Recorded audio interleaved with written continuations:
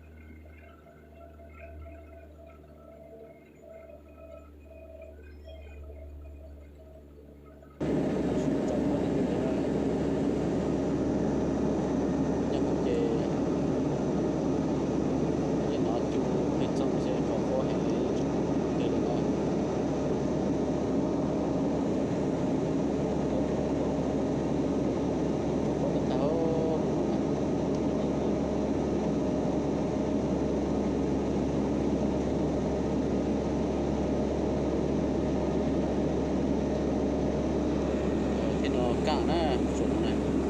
ta trong một cái con chụp bó để tăng vào sự chụp bó tại nhà mặt tiền để nói số vào tăng cái chụp cái chuyện kia là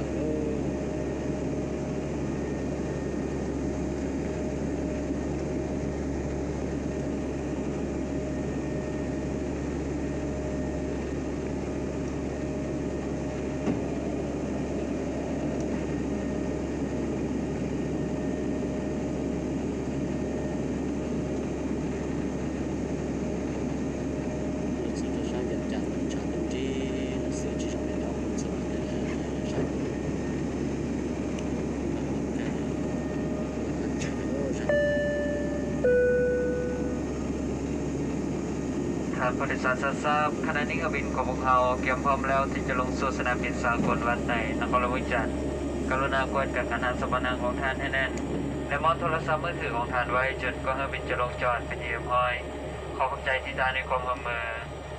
Ladies and gentlemen, we have just been cleared to land at Pattaya International Airport. Please make sure that you fasten your seatbelt tightly and your mobile phone must be turned off until the aircraft has landed. Thank you for your cooperation.